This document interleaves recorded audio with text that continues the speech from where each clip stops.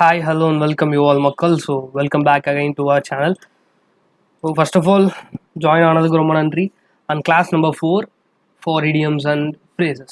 Already 3 classes போட்டிருக்கோம் and மூணுத்துக்குமான PDF நம்ம டெலிகிராமில் இருக்குது. vocab classes கம்ப்ளீட்டாக பார்த்துட்டு இதுக்கு வாங்க. அல்லது அதை ஸ்டார்ட் பண்ணிட்டீங்கன்னா அதை முடிச்சுட்டு இதுக்கு வாங்க. சரிங்களா? அதை முடிச்சிருங்க. அதோட PDF நம்ம டெலிகிராமில் இருக்குது. அதோட கம்பைல்டு மேரத்தான் கிளாஸஸ் இருக்குது. ஷிஃப்ட் பேஸ் பண்ண அனாலிசிஸை கீழே டிஸ்கிரிப்ஷனில் பிளேலிஸ்ட்டை ஆட் பண்ணியிருக்கோம். ஸோ எல்லாத்தையுமே பார்த்துருங்க. எதெல்லாம் இங்கே எஸ்எஸ்சி சம்மந்தமாக இருக்கோ, நீங்கள் எஸ்எஸ்சி படிச்சுட்டு இருக்கீங்கன்னா எம்டிஎஸ்க்கு ரொம்ப முக்கியமான வீடியோஸ் எல்லாம் இருக்குது. எல்லாத்தையும் பார்த்துட்டு மறக்காமல் பார்த்துட்டு அதனால் ரிவைஸ் பண்ணிவிட்டு போங்க எக்ஸாமுக்கு முன்னாடி. சரிங்களா? ஸோ கிளாஸஸ்குள்ளே போயிடலாம். First one, aid and abet. Aid and abet. So aid and அபெட்னா என்னென்னா to help some one to commit a crime. அதாவது தப்பு அல்லது தவறு செய்ய தூண்டுதல். தவறு செய்ய தூண்டுதல். தப்பு செய்கிறவனோட தப்பு செய்ய தூண்டுறவங்க தான் தண்டனை அதிகம்லாம் சொல்லுவாங்கல்ல சும்மா. ஸோ அந்த மாதிரி எய்ட் அண்ட் அபெட்னா to help some one to commit a crime. அவன் தப்பு செய்கிறதுக்கு காரணமாக இருக்கக்கூடிய அந்த நபருக்கு தான். நீ பண்ணுறா பார்த்துக்கலான்னு சொல்கிறான்ல, அவனை தான் என்ன சொல்கிறான், எய்ட் அண்ட் அபெட் அப்படின்னு சொல்கிறோம். Next one, all and sundry. All and sundry, everybody without distinction, all included. அதாவது எந்தவித ஒரு ஒரு டிஸ்டிங் பண்ணாமல், எந்த வகைப்படுத்துதல்னு சொல்லுவோம். வகைப்படுத்துதல் தமிழ் கொஞ்சம் அப்படி இப்படி ஹேண்ட் ரைட்டிங் இருந்துச்சுன்னா கொஞ்சம் அட்ஜஸ்ட் பண்ணிக்கோங்க. வகைப்படுத்துதல் எந்த ஒரு இப்போ இந்த லேயர்னு பிரிக்கிறோம்ல. சே ஃபார் எக்ஸாம்பிள் கேட்டகரிஸாக பிரிக்கிறோம். எல்லா கேட்டகரிஸாக பிரிக்கிறோம், டைப்ஸாக பிரிக்கிறோம், ஏதோ ஒன்று பிரிக்கிறோம், சம்படி அப்படின்னு சொல்லி. ஸோ எல்லாரையுமே ஒரே கோட்டுக்குள்ளே அடை அப்படின்னு சொல்கிறோம்ல, ஆல் இன்க்ளூடட். அதுக்கு பேர் தான் என்னது, ஆல் அண்ட் சன்ட்ரி. எல்லாரையுமே ஒன்றாக எல்லாத்தையும் கூட்டாக இங்கே உட்கார வை.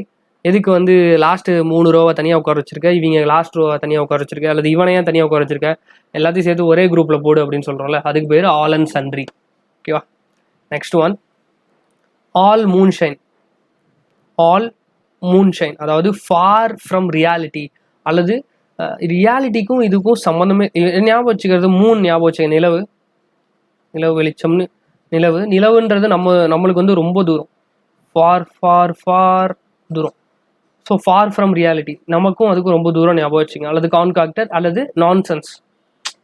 இதுக்கும் அதுக்கு சம்மந்தமே இல்லை. எப்படி நீ அதை நான் நிலாவுக்கு போயிட்டு வந்தேன், நிலாவுக்கு உண்மையாக போயிருக்காங்களா, பட் இப்போது நான் தூங்கி எழுந்திரிச்சு ரூமில் சொல்லிட்டு இருக்கேன், நைட்டு நிலாவுக்கு போயிட்டு வந்தேன், இன்னைக்கு காலைல தான் ரிட்டர்ன் ஆனேன், வரும்போது அங்கே சாப்பிட்டு வந்தேன் அப்படின்னு சொல்லும்போது இன்னொருத்தருக்கு எப்படி இருக்கும், யாரா நான்சென்ஸ் அப்படின்னு தான் சொல்லுவான், யாரா லூசு பயலாக இருக்கான் அப்படின்னு. அந்த லூசு பயல் தான் nonsense.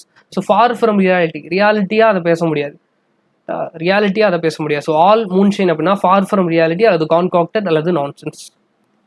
Next one, alpha and omega. So ஆல்ஃபானா சிம்பிள் இப்படி போடுவோம்னு நினைக்கிறேன், ஒமேகா இப்படி போடுவோன்னு நினைக்கிறேன், பீட்டா இப்படி போடுமா, ஆல்ஃபா பீட்டா. ஸோ இது காமா, ஒமேகாவும் இது மாதிரி தான் வரும்னு நினைக்கிறேன். So alpha beta gamma omega அப்படிலாம் படிப்போம். அந்த ஆல்ஃபா அண்ட் ஒமேகானா பிகினிங் அண்ட் எண்ட், ரெண்டு எக்ஸ்ட்ரீம்ஸ்க்கு என்ன பேர் அப்படின்னா ஆல்ஃபா அண்ட் ஒமேகான்னு பேர். ரொம்ப ஈஸி தான், alpha and omega, beginning and end. Next one, all thumbs. அப்படியே ரெண்டு தம் ஃபிங்கர் எடுத்து அப்படியே சக்ஸஸ் அப்படின்னு வெற்றி குறி போடுறோம்ல, அப்படின்னா என்ன அர்த்தம்னா கிளம்சி அல்லது அவாக்கட் மூமெண்ட் அப்படின்னு அர்த்தம். கிளம்சி அல்லது அவாக்கட் மூமெண்ட் அப்படின்னு அர்த்தம். சரிங்களா? அது ரொம்ப ஈஸி தான். ஸோ இது நம்ம ஆல்ரெடி படிச்சிருக்கோம், இதே மாதிரி படித்தோன்னு நினைக்கிறேன்.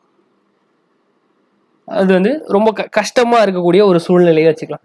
ஒரு கிளம்சியான சுச்சுவேஷன் தான் எனக்கு இது அப்படின்னு சொல்கிறோம், ரொம்ப கஷ்டமான சுச்சுவேஷன் தான் எனக்கு இது அப்படின்னு சொல்கிறோம்ல. ஸோ ஆல் தம்ஸ் அப்படின்னா வெற்றி குறியாக காட்டுறது நினைப்போம், பட் அது ரொம்ப டிஃபிகல்ட் சுச்சுவேஷன். சரியா? Next one, alphabet soup. Alphabet தனியாக கேள்விப்பட்டிருப்போம், சூப்பு தனியாக கேள்விப்பட்டிருப்போம். அதனால் ஆல்ஃபபெட் சூப்பு அரபிக் குத்து மாதிரி இருக்கும். ஸோ அரபிக் தனி குத்து தனி, அந்த மாதிரி ஆல்ஃபபெட் தனி சூப்பு தனி.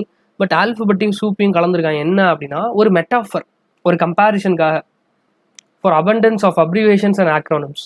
ஸோ நிறைய விஷயத்த அப்ரிவேட் பண்ணுறோம், நிறைய விஷயத்த ஆக்ரோனிம் பண்ணுறோம், சுருக்கி எழுதுகிறோம், விரிவாக்கம் பண்ணுறோம் இல்லையா. ஸோ அது எல்லாத்துக்கும் சேர்த்த ஒரு கம்பேரிசன், அதை பற்றின ஒரு கம்பேரிசனுக்கு பேர் தான் ஆல்ஃபபெட் சூப். ஸோ எப்படி ஞாபகம் வச்சுக்கலாம்னா, ஆல்ஃபபெட் தனி, சூப்பு தனி, இது ரெண்டையும் கம்பேர் பண்ணுறாங்க. இது ரெண்டையும் கம்பேர் பண்ணுறதுனால ஆல்ஃபபெட் சூப்னு பேர். எப்படி கம்பேர் பண்ணுறாங்க? மெட்டாஃபர் யூஸ் பண்ணி கம்பேர் பண்ணுறாங்க. சரிங்களா? Done. Next one, and about turn. About turn நான் மார்ச் பாஸ் பண்ணும்போது அபவுட் டர்ன் அப்படின்னா அப்படியே சுற்றுறது. அதுவே லைஃப்பில் நல்லா தாண்டா இருந்தான், இப்படி தாண்டா பேசிகிட்டு இருந்தான், இந்த கட்சிக்கு சப்போர்ட்டா, திடீர்னு பார்த்தா ஒரு யூட்டர்னை போட்டான் அப்படின்னு சொல்லுவாங்க. திடீர்னு பார்த்தா அப்படியே யூட்டர்ன் அடிச்சிட்டான், நம்ம சைடு சேம் சைடு கோல் அடிக்கிறான் அப்படின்னுவாங்க. அதே மாதிரி தான் டக்குன்னு பார்த்தா வேற கட்சிக்கு சப்போர்ட்டாக பேசிகிட்டு இருக்கான் அப்படின்னு. Complete change of opinion. திடீர்னு பார்த்தா 2 ரூபாய் வாங்கிட்டு வேற கட்சிக்கு சப்போர்ட் பண்ணுறானுங்க. நான் அபவுட் டர்ன் அப்படின்னா and complete change of opinion. டக்குன்னு அந்த என்ன பேசிக்கிருந்தானோ அதுக்கு நேர்மாறாக பேசுறது. சரிங்களா? அதுக்கு பேர் தான் about turn. Next one, and arm chair critic. ரொம்ப சூப்பரான வார்த்தை இது, ரொம்ப ரொம்ப சூப்பரான வார்த்தை. நம்ம எப்படி ஞாபகம் வச்சுக்கலாம்னா, இப்போது படம் நம்ம பார்த்து முன்னாடிலாம் வந்து நம்ம தான் பார்ப்போம்.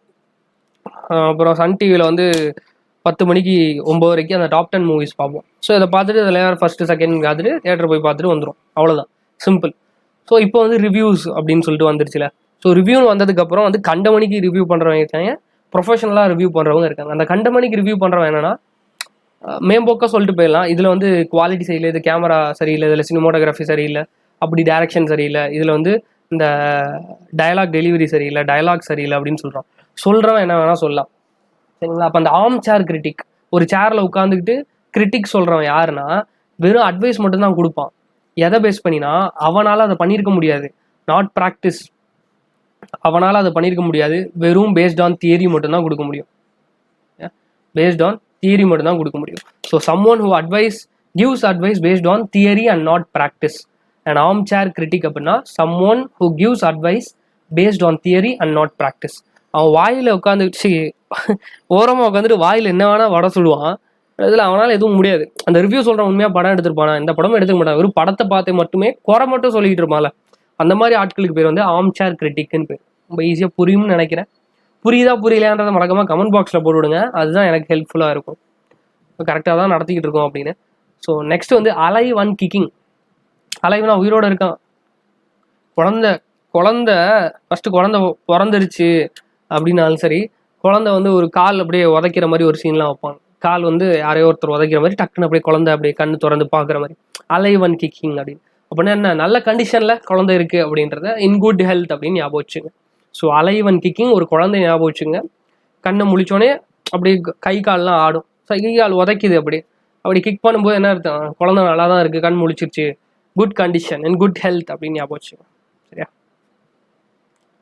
Next one, an axe to grind.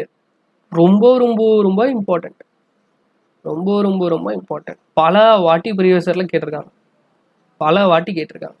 ஓகேவா? Private interest to serve or have a selfish interest. எனக்குன்னு ஒரு தனிப்பட்ட ஆசை இருக்குல்ல, சுயநல ஆசைன்னு வச்சுக்கலாமா?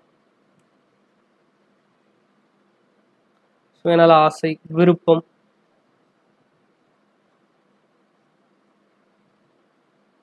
சுயநல விருப்பம் அல்லது ஆசை, அதுக்கு பேர் தான் என்னது, an axe to grind. a private interest to serve அல்லது have a selfish interest, அதுக்கு பேர் தான் an axe to grind. Okay, next one, an iron will. இரும்பு மனிதன் சொல்லலாம். வில் பவர் அப்படின்வாங்க, இவனுக்கு பயங்கர வில் பவரா, ஒரு ஸ்ட்ராங் டிட்டர்மினேஷன், வில் பவர்னா. அயன் வில்னா என்ன, இரும்பு மனிதன், இரும்பு மனிதன். ஸோ அந்த அயன் வில்னா ஃபர்ம் ஒப்பீனியன் அல்லது ஒரு ஸ்ட்ராங் டிட்டர்மினேஷன். ஒரு அயன் வில் இருக்கணும், இப்படி உட்காந்து படித்து பாஸ் பண்ணணும் அப்படின்னு சொல்லுவோம். ஒரு அயன் வில் இருக்கணும், இப்படி ஒரு செஞ்சுரி வந்து 25 பால் 30 பால்ஸில் அடிக்கிறான் அப்படின்னா அந்த அயன் வில்னா ஃபர்ம் டிட்டர்மினேஷன் அல்லது ஒரு உறுதி பூண்ட தன்மை. Okay, next one, and open book. ஒரு படத்தில் வடிவேலை பார்த்து ஒருத்தர் பக்கத்தில் இருக்க சொல்லுவார், அண்ணா நீங்கள் எப்படின்னு இப்படி திறந்த புத்தகமாக இருக்கீங்க அப்படின்னு. நீங்கள் எப்படின்னா இப்படி திறந்த புத்தகமாக இருக்கீங்க, அது எதுக்குன்னா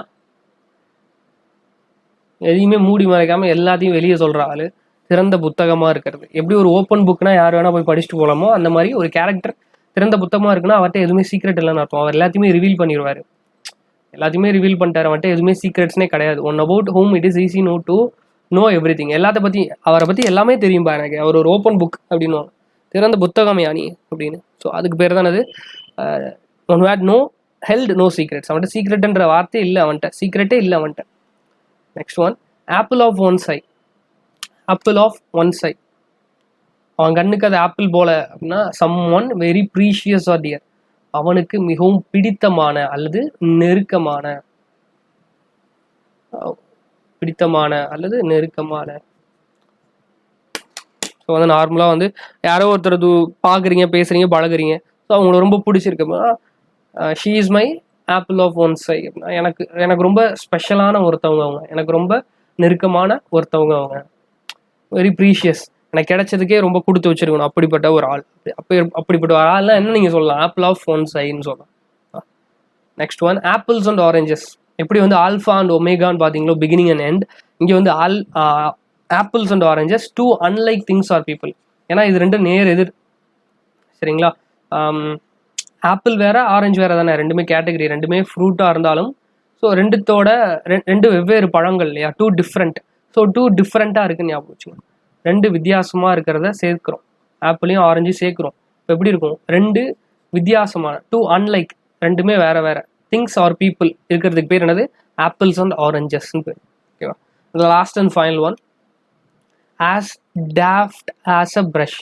as daft as a brush அப்படின்னா எக்ஸ்ட்ரீம்லி சில்லின்னு அர்த்தம். எக்ஸ்ட்ரீம்லி சில்லி, எக்ஸ்ட்ரீம்லி சில்லி, ரொம்ப சின்ன புள்ளத்தனமாக இருக்கியா அது, இந்த காலத்துலையும் இப்படி ஒரு காமெடியா அப்படின்னு. வந்து ரொம்ப மொக்க காமெடி, ரொம்ப ரொம்ப மோசமாக காமெடிலாம் பண்ணுவாங்க, அதெல்லாம் வந்து ஆதிகால காமெடியாக இருக்கும். மாட்டு பொங்கலுக்கு விஷ் பண்ணுறது, ஸோ வந்து மே 1 அன்னைக்கு, சரி ஏப்ரல் 1 அன்னைக்கு ஏப்ரல் ஃபுல் பண்ணுறேன்னு சொல்லிட்டு ஏதாவது ஒரு காமெடி பண்ணுறது, இன்னுமாடா இப்படிலாம் பண்ணிக்கிட்டு இருக்கீங்க அப்படின்னு ஒரு தோணும்ல. இன்னுமாடா அந்த வாட்ஸ்அப் பவரில் காலை வணக்கம்னு சொல்லிட்டு ஒரு மெழுகுத்திரி ஏற்றி ஒரு குட் மார்னிங் வாட்ஸ்அப் மெசேஜ் வருதுன்னு அங்கிள்கிட்டருந்து, இன்னும் இந்த ஆள் திருந்தலையா அப்படின்னு கேட்குறோம்ல, அதுக்கு பேர் தான் அது as daft as brush, as daft as a brush. Okay. So கிட்டத்தட்ட 20 செகண்ட் கிளாஸில் 30, 15, 30, ஸோ கிட்டத்தட்ட 100 பார்த்துருப்போம், நியர்லி 100 அப்ராக்சிமேட்டாக. ஸோ தொடர்ந்து பாருங்கள், ஆல்டர்னேட் டேஸில் கிளாஸ் வந்துக்கிட்டே இருக்கும், முடிஞ்சால் டெய்லி கூட நான் கொடுக்க ட்ரை பண்ணுறேன். பட் அதை தாண்டி நிறையா ஸ்டாட்டிக் ஜிகே கிளாஸும் கொடுக்கணுன்றதுக்காக தான், தொடர்ந்து கொடுக்கணுன்றதால தான் கொஞ்சம் டிலே, சரிங்களா. So do like, comment and subscribe to our channel. முக்கியமாக சப்ஸ்கிரைப் பண்ணுங்கள், அப்போ தான் ஒரு வீடியோ போடும்போதும் உங்களுக்கு நோட்டிஃபை ஆகும், இல்லைனா நோட்டிஃபிகேஷன் வராது. நோட்டிஃபிகேஷன் வராட்டி அந்தந்த லைவை உங்களால் அட்டன் பண்ண முடியாது, ரெக்கார்டிங்காக தான் பார்க்குற மாதிரி இருக்கும். ஸோ சப்ஸ்கிரைப் பண்ணிக்கோங்க மறக்காமல், அதே மாதிரி பெல் ஐக்கானை ப்ரெஸ் பண்ணிக்கோங்க, சரிங்களா. ஸோ தேங்க்யூ ஆல் அண்ட் நன்றி மக்கள்ஸ்.